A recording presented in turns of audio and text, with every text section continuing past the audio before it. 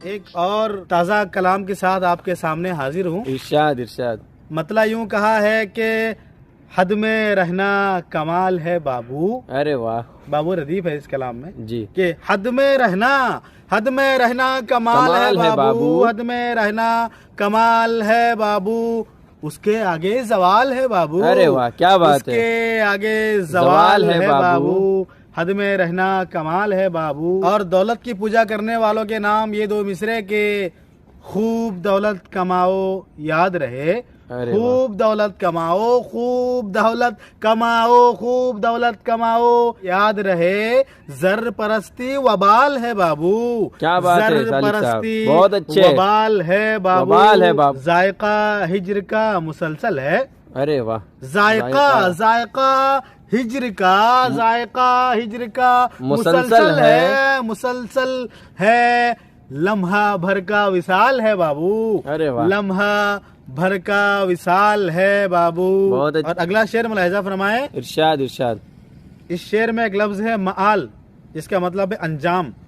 अच्छा जी। तो ये लफ्ज ज़हन में रखिए और शेर मुलाहिजा फरमाइए कि क्या लिखे दास्तां मोहब्बत की। अरे वाह, क्या लिखे दास्तां मोहब्बत की, क्या लिखे दास्तां मोहब्बत की, दर्द जिसका मआल है बाबू। अरे वाह, दर्द जिसका मआल है बाबू। और ये शेर बतौर खास मुट्ठियों से सरकना बालू का, मुट्ठियों से सरकना बालू का।